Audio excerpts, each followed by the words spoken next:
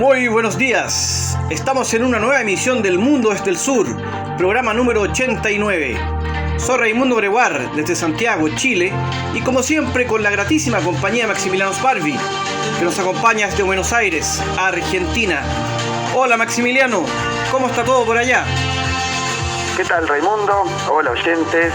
De nuevo aquí en una nueva emisión del Mundo desde el Sur. Muy contento por hacer este programa y también que nos acompañen en las redes con mensajes, principalmente en YouTube, ¿no? Que nos encuentran como El Mundo desde el Sur, con sus mensajes. Y bien transcurriendo el comienzo de la semana, muy conectado con la actualidad mundial y con los análisis, que de eso se trata nuestra misión acá en este programa. Exactamente, siempre revisando lo que pasa. Bueno, como ya suele suceder, los lunes llegamos con más energías todavía porque el fin de semana nos permite descansar, pero lo que nunca se detiene es nuestra permanente búsqueda de noticias. Así es, noticias y digamos, temas para analizar que no son tan comunes quizás en los medios masivos, ¿no? Exactamente, tratamos de buscar temas interesantes, llamativos, que a veces no aparecen en los medios, porque bueno, para lo otro están todos los medios, ¿no? Para ver lo mismo de siempre. Así es. Así que bueno, pero mira Maximiliano, ya que estamos hablando de esto, yo ya voy a entrar de lleno acá. Y vamos a presentar la primera noticia del programa. Resulta que la semana pasada se firmó en Argel, capital de Argelia, la reconciliación de Al-Fatah y Hamas. Interesante noticia. Después de muchos años, 15 años. Después de 15 años. Vamos a dar brevemente un poquito de contexto. El 2006 hubo elecciones en Palestina, en los territorios palestinos, las cuales fueron ganadas por Hamas. Sin embargo, no fueron reconocidas por la comunidad internacional. Pero en Gaza, ¿no? Ganó Hamas. Sí. En Cisjordania creo que no. Sí, en Gaza. ¿Y qué pasó? Un año después, entonces, como no fue reconocido este triunfo, simplemente Hamas tomó control de Gaza y empezó a gobernar de facto en esa parte, en esa región, mientras que la Autoridad Nacional Palestina lo hizo en lo que queda de Cisjordania, porque recordemos que hay muchos asentamientos. Claro. Bueno, el acuerdo fue firmado por, como dije, Al-Fatah y Hamas, pero también otros grupos menores, y lo principal es que acordaron celebrar elecciones, ¿ya? Y por supuesto destrabar esto para ya unificar a nivel gubernamental a Palestina. Bien.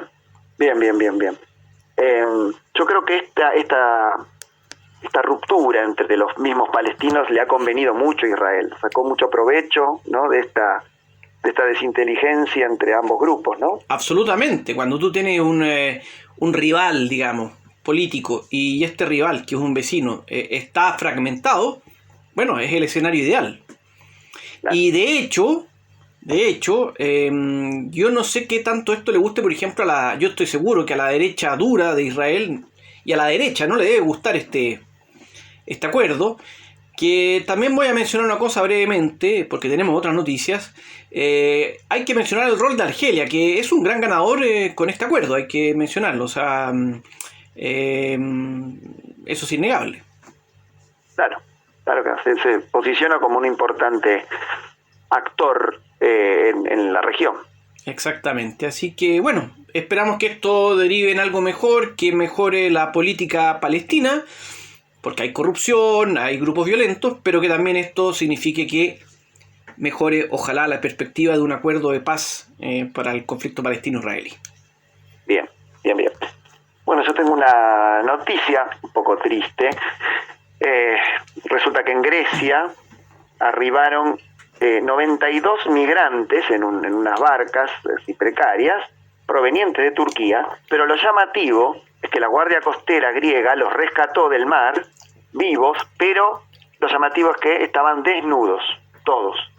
Entonces se supone que fueron expulsados de Turquía y fueron, obligados a desnudarse y fueron humillados, ¿no? En un trato totalmente ya, no encuentro calificativo. No solamente tienen que estar consiguiendo algún lugar para vivir, escapando de las persecuciones o quizás de una situación mala económica o de alguna guerra, porque no precisa de dónde son estos migrantes, ¿no? Sino que además se ven humillados y deshumanizados con esta actitud que aparentemente tomó Turquía o algunos funcionarios o quien sea, soldados de Turquía que decidieron hacer esto tan denigrante.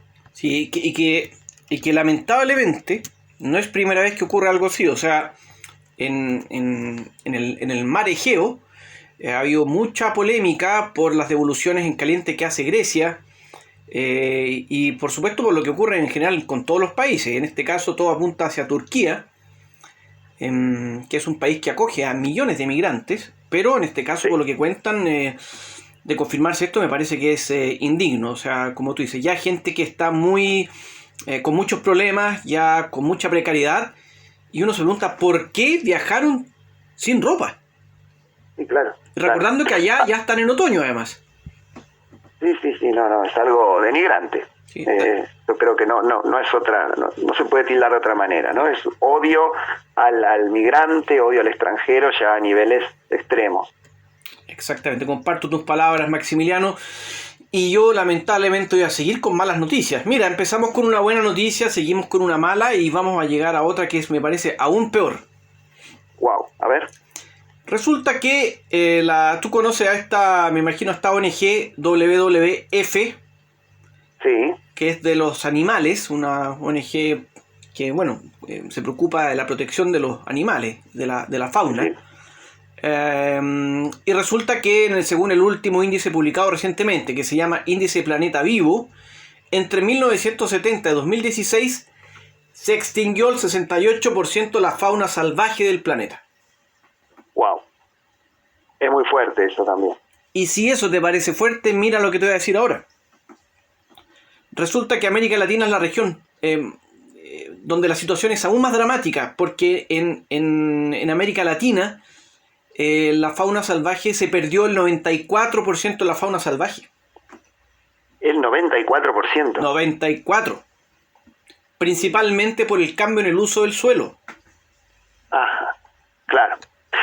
Los cultivos intensivos, claro, soja y todos esos cultivos han hecho que se quemaran pastizales, bosques, se ganara terreno para la agricultura y eso ha hecho migrar nuevamente migrantes, esta vez animales, hacia otros zonas, y me parece que cada vez se reduce más, ¿no? La zona habitable. Sí, claro, de la fauna. Hemos visto lo que ha pasado también en el Amazonas.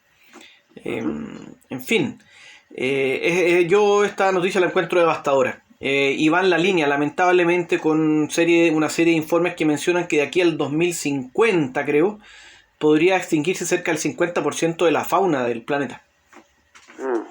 No, es tremendo. Si no se revierten, aunque se reviertan algunas políticas, ya hay procesos que son irreversibles, ¿no? Por lo visto. De hecho dicen que los osos polares, por ejemplo, están condenados. Se supone que el 2070 o 2050 ya van a estar extinguidos. Tremendo. Bueno, y yo tengo la última noticia que tampoco es muy alentadora, pero no quiero que la audiencia se canse de nosotros diciendo que damos malas noticias. Tratamos de ser realistas, sí. no de deprimir a la audiencia. Perdona, el mundo está así. Sí, claro. Bueno, resulta que llegaron soldados rusos a Bielorrusia para continuar la ofensiva contra Ucrania, esta vez desde territorio bielorruso. No es la primera vez que sucede esto. Al comienzo de la invasión, desde Bielorrusia se lanzaron ataques, pero ahora están llegando masivamente soldados rusos a Bielorrusia para atacar Ucrania por el norte, y a esto se le suman 9.000 soldados que aporta Ucrania, que va a aportar a la guerra, que aporta Bielorrusia, que combatan en Ucrania. Así que se está metiendo de lleno en la guerra también el gobierno de Bielorrusia del lado de Rusia, ¿no? Por supuesto. Sí, por favor, sigue. No. Iba a decir que Ucrania voló un depósito de combustible en Belgorod, territorio ruso, ¿no? Es que no es la primera vez que logra atacar territorio ruso. Y bueno, la venganza del Kremlin es bombardear zonas que están fuera de la guerra, como ya hemos visto en las últimas semanas, ¿no? Una brutalidad, Es preocupante esto. Yo lo que he leído es que, claro, esto de Bielorrusia nuevamente confirma el avance de la escalada, ¿no es cierto? El ingreso ya derechamente, o sea, ya esto ya es... nadie puede poner en duda que Bielorrusia ya es parte es parte de los beligerantes. Y ya lo sabemos, por el otro lado está la OTAN. Así que estas son malas noticias. Vemos que el conflicto no se detiene. Se rumorea que Rusia estaría pensando en una ofensiva militar por el norte de Ucrania. En fin, no me parece muy positivo esto. No, y además varios países de la OTAN confirmaron que ya están entrenando soldados ucranianos para que la ofensiva sea aún mayor contra Rusia, ¿no? Así que sí, la escalada va creciendo. Muy preocupante y, ¿sabes? Con todas estas noticias tan devastadoras, negativas, yo voy a dejar hasta aquí esta sección y te propongo que vayamos a una pausa. Bien, bien. Y comenzamos con el primer análisis después de la pausa. Espero que no sea tan mala noticia esta vez. No, de hecho yo creo que es positivo, sí. Así que bien. Les vamos a dar un descanso. Bien, ¿querés adelantarnos algo? Histórico acuerdo entre Israel y el Líbano. Bien, cómo no. Después de la pausa, entonces. Así es, nos vamos a un corte y ya volvemos.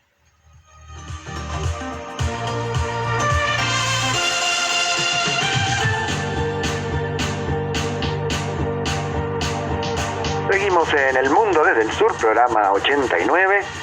Bueno, nos habló Raimundo antes del histórico acuerdo entre Hamas y Fatah, entre los palestinos. Ahora parece que Israel está acordando con un viejo enemigo que es el Líbano, ¿no? Contanos.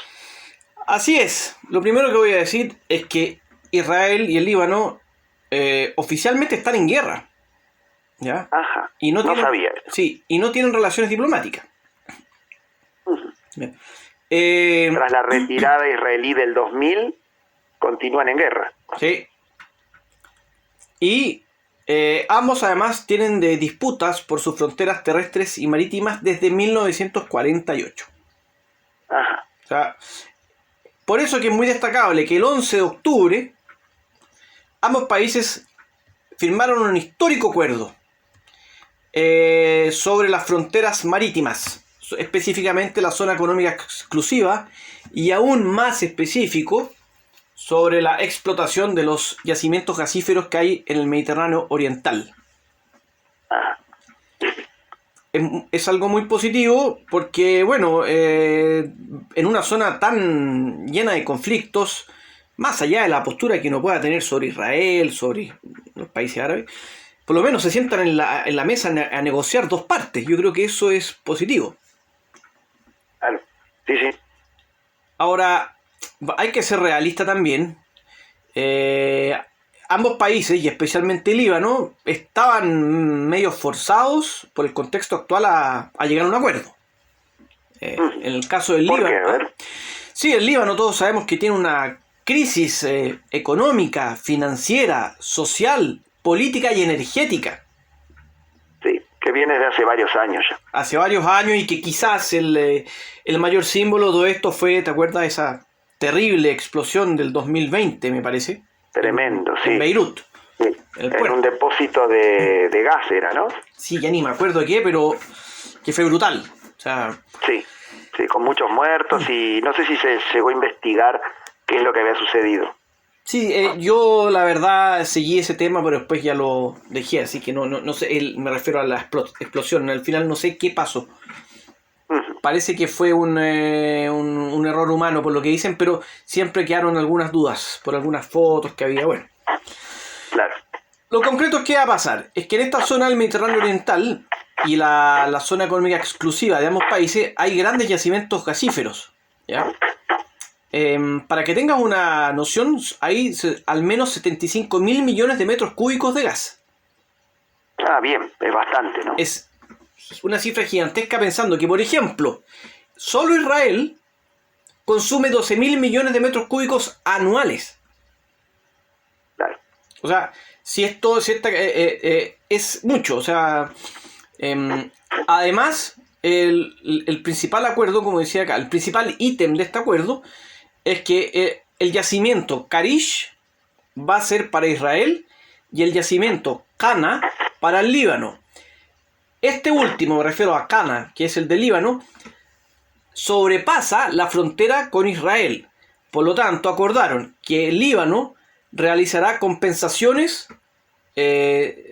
por la explotación y los beneficios que obtenga del gas. O sea, va a poder explotar un yacimiento completo que, aunque una parte está en Israel, en el mar, en la zona económica exclusiva de Israel, va a poder explotarlo igual, pero le va a tener que dar una compensación. Y así que me parece muy bien.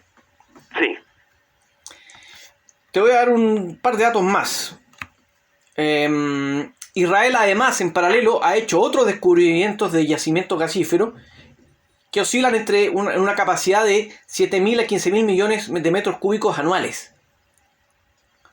Sí, hace varios años que viene descubriendo varios yacimientos. Es más, creo que le aporta gas a Egipto, sí, si no me equivoco. En otros programas hemos visto la geopolítica del Mediterráneo Oriental y hemos analizado que hay una gran cantidad de yacimientos gasíferos en el Mediterráneo Oriental, en Israel y Líbano, por supuesto, pero también en Chipre, en Grecia, en Turquía, en Libia, en Egipto.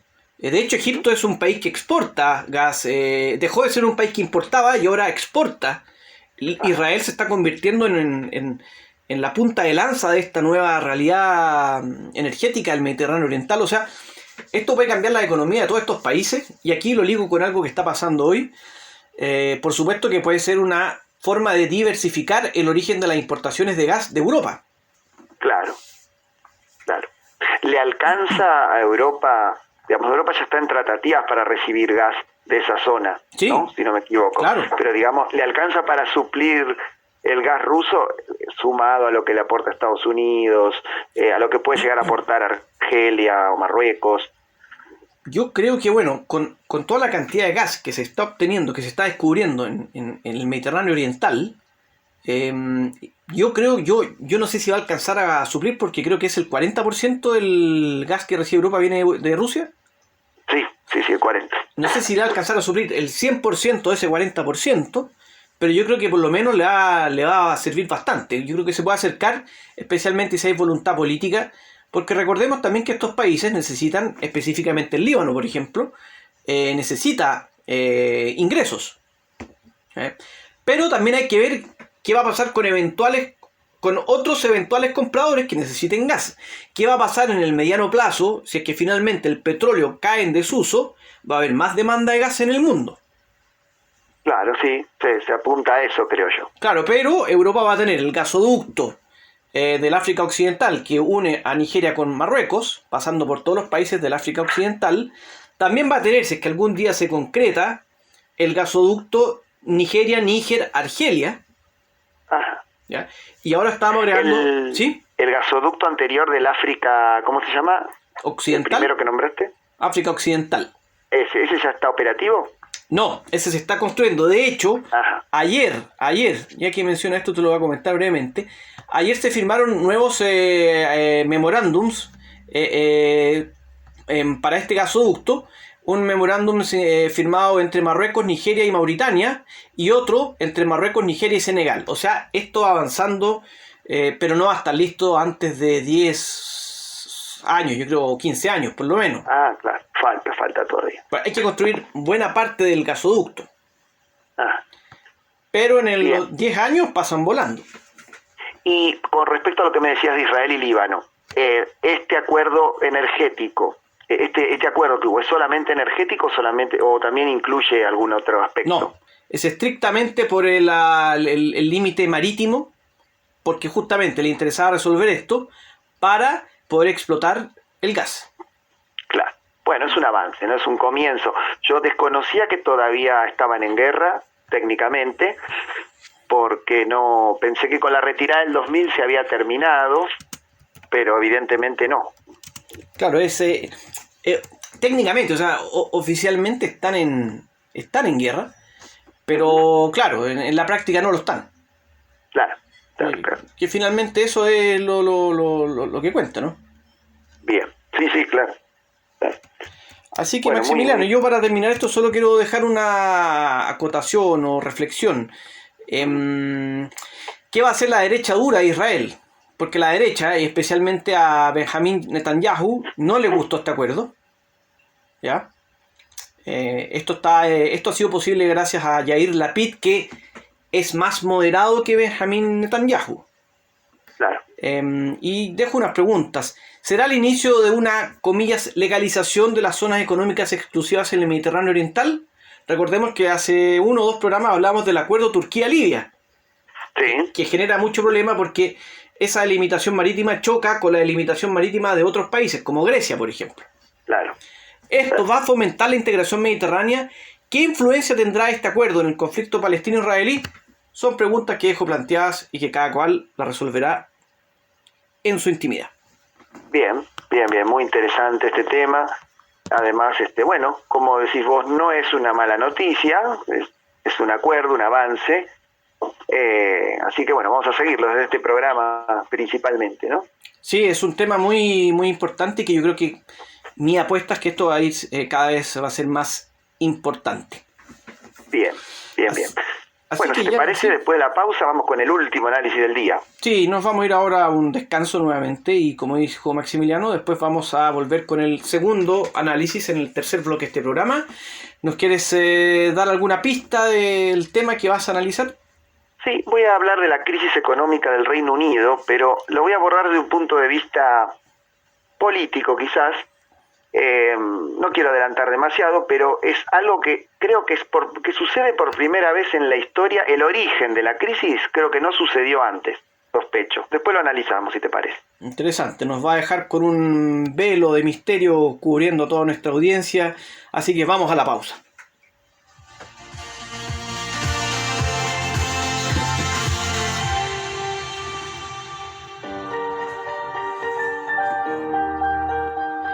Estamos de regreso ya, tercer y último bloque de este programa, el número 89. Pasa volando el tiempo, Maximiliano. Quedé muy intrigado con lo que nos dijiste sobre el Reino Unido, así que te escuchamos. Sí, ya hemos hablado en otros programas, cuando asumió la nueva primera ministra, Liz Truss, la que sucedió a Boris Johnson. Bueno, resulta que en este momento ella, en su campaña electoral, había prometido bajar impuestos, subsidiar el gas, por la crisis del gas que está sufriendo los países europeos, y principalmente bajar impuestos a las grandes empresas, a las grandes corporaciones, una agenda muy neoliberal, muy de derecha. Sin embargo, cuando propuso bajar el impuesto a los ricos del 45 al 40%, el ministro de Economía, que se llamaba, porque renunció, Kwasi Kwarteng, y también bajar los impuestos en general, digamos, del 25% al 18%, bueno, los mercados no reaccionaron bien. Entonces, yo acá lo que adelanté es que el origen de la crisis es inédito desde este punto de vista, porque yo nunca escuché, no sé si vos alguna vez en algún caso en la historia, que los mercados hayan reaccionado negativamente haciendo subir las tasas de interés, haciendo bajar el precio de la libra con respecto a las divisas internacionales. Todo por querer bajarle el impuesto a los más ricos. Yo siempre vi un golpe de mercado o una reacción adversa de los mercados cuando se hacía todo lo contrario, cuando había más presencia del Estado, cuando se intentaba subir los impuestos y no cuando se intentaran bajar. No sé si conoces algún ejemplo en la historia. No, lo que uno puede ver es que siempre, como tú dices, en general cuando se suben los impuestos donde hay mayor revuelo. No recuerdo en estos momentos algo a la inversa, aparte que tengo que decirlo, no soy economista, pero no lo recuerdo, la verdad, Maximiliano. Claro, en general cuando se le suben los impuestos a las principales empresas, corporaciones, a los sectores terratenientes, de grupos de poder concentrado, los más poderosos, los mercados, que son ellos mismos, suelen reaccionar negativamente. Claro. Pero esta vez sucedió al revés. Y la excusa que dan las grandes empresas es que este presupuesto que había presentado ante el Parlamento Liz Truss, y su ministro de Economía ya ha renunciado, va a dejar un agujero fiscal de 60.000 millones de libras que se va a cubrir solamente tomando deuda. Entonces vieron como que, pese a haberles bajado los impuestos, los mercados iban a ver un futuro difícil para invertir en el Reino Unido, un futuro incierto para los inversores. Entonces era peor que bajar los impuestos y que no haya un agujero fiscal. Yo es la primera vez que lo veo, pero bueno, la explicación tiene su lógica, ¿no? Absolutamente, o sea, sí, yo creo que a los empresarios obviamente siempre van a querer maximizar sus ganancias, y dentro de ese ítem cae, por ejemplo, la baja de los impuestos, pero como en este caso, tal cual lo planteas, si esos impuestos van a significar que va a haber deuda y por ende inestabilidad, problemas internos, incertidumbre, eso uno sabe que la incertidumbre y la inestabilidad genera una especie de urticaria en los empresarios. Claro, los mercados sí reaccionan mal, claro, porque el equilibrio fiscal no se va a poder cumplir, ya se sabe. Entonces Liz Truss nombró un nuevo ministro de Economía, que es el diputado actual Jeremy Hunt, que fue ministro de Relaciones Exteriores y compitió con Liz Truss para acceder al cargo, ¿no?, de primer ministro. Le ganó ella. Sin embargo, las propuestas de él eran mucho más, si bien él se considera un thatcherista moderado, no sé bien cómo es un thatcherista moderado, pero bueno, supongamos que existan, había propuesto bajar aún más los impuestos. Wow. Sin embargo, el plan que propone ahora como ministro de Economía es todo lo contrario, es mantener los impuestos como estaban, no subsidiar el gas tanto tiempo, sino hasta abril del año que viene, cuando empiece el invierno ya sea primavera, ya no se haya ido el invierno europeo, que va a ser muy duro con respecto a los precios del combustible. Y bueno, este plan que tiene, que van a presentar el 31 de octubre en el Parlamento, es un plan de incentivos, es decir, de subsidios a las empresas, de creación de empleos también, de reducir, de intentar no tomar deuda, de también tratar de cumplir con el equilibrio fiscal y hacer, digamos, lo que reclama el mercado, que era que no hubiese este agujero de 60.000 millones. Sin embargo, todavía hay un déficit de 40.000 millones que veremos si el 31 de octubre lo va a aclarar el nuevo ministro de Economía. Pero lo importante acá es que muchos analistas ya están viendo la caída de Liz Truss, porque su caballito de batalla, su principal objetivo de campaña era la baja de impuestos, y sin embargo no lo va a poder cumplir a un mes y medio de haber asumido. Entonces, ella hizo mucho hincapié en eso, es algo que no va a poder hacer. De hecho, ya dio un giro exactamente de 180 grados, y algunos llegan a especular que Jeremy Hunt va a ser el que la reemplace en caso de que ella presente la renuncia. Vamos a ver, quizás se mantenga en el poder, pero quedó muy debilitada porque tenía un plan y tuvo que hacer exactamente lo contrario. Lo curioso es que llamó a un nuevo ministro de Economía que también proponía hacer algo similar a lo que proponía ella. Pero bueno, vieron que por ese lado el rumbo no iba a crear un gran déficit fiscal, tomar deuda, iba a crear una inestabilidad en el mercado. Y luego del anuncio, ¿no?, de Jeremy Hunt, de este nuevo programa, la libra volvió a tomar valor, los tasas de interés bajaron, los mercados reaccionaron positivamente. Así que van a ir por ese lado. Eso me parece muy curioso. Sí, hay que mencionar, yo he leído harto un poco sobre este tema y Liz Truss está bastante complicada. Algunos incluso piensan que ella podría no terminar. O sea, que podrían eventualmente en algún tiempo más, no mucho, podría salir del cargo. Yo no sé si tú compartes eso. Sí, muy probable. Muchos apuntan a Jeremy Hunt como el sucesor, pero está muy debilitada. Su único plan, que era la baja de impuestos, decía bajar impuestos para crecer. Bueno, ya no lo va a poder cumplir.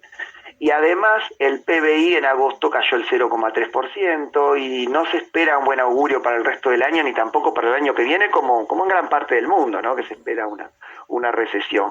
Así que bueno, el Reino Unido no está exento de esto. Sin embargo, como hemos dicho en otros programas, las compañías energéticas están ganando bastante dinero porque le están proveyendo de gas a Europa, al resto de la Unión Europea, digamos a la Unión Europea porque el Reino Unido ya no está. Pero en general la economía británica está bastante golpeada, ¿no? Entonces, así que puede ser que eso arrastre también a la nueva primera ministra, pero bueno, hay que esperar a ver cómo toma el Parlamento, si lo aprueba el presupuesto el 31 de octubre, falta todavía, quizás se le pueden hacer algunas correcciones, pero bueno, los mercados por ahora están acompañando este giro radical de la economía. Claro. Estaremos siguiendo este tema, Maximiliano, porque el Reino Unido es un país importante, por supuesto, y lamentablemente, como tú dices, las proyecciones económicas para en general el mundo se ven bastante malas y va a depender además de cómo sigan los conflictos como el de Rusia-Ucrania. Así que obviamente le haremos, como ya es tradición, un seguimiento a este tema. De hecho, tú antes ya habías hablado del Reino Unido y así que le pedimos a nuestros oyentes que se mantengan al tanto porque tendremos novedades. Maximiliano, con esto eso sí te tengo que decir una cosa más. A ver, ¿otra noticia mala? Sí, muy mala, horrible, A ver, terrible. ¿cuál? Vas a quedar, no vas a poder dormir en la noche con esto. No, prefiero no saberlo. Se terminó el programa. Ah, bueno, me lo imaginaba realmente. Ya era hora en realidad, así que bueno, les agradecemos a los oyentes por habernos acompañado, un gusto haber hecho el programa contigo, como digo siempre. Los invitamos a que nos sintonicen el jueves que viene, el programa 90. Programa 90 ya, se acerca el simbólico programa número 100 y también, como hemos dicho en otros programas, se acerca también el primer aniversario, el primer cumpleaños del mundo desde el sur. Así es. Si no me equivoco, fue el 1 de noviembre. Me parece que fue en esa fecha. Estoy viendo, sí, fue justamente. Vaya memoria la que tiene Maximiliano. Así que, bueno, los invitamos y nos reencontraremos el próximo jueves. Maximiliano, que tengas una excelente semana y a todas las personas que nos han escuchado lo mismo, disfruten y traten de vivir con alegría a pesar de todos los problemas que enfrentamos diariamente. Bueno, gracias, nos encontramos el jueves. Hasta pronto. Hasta pronto.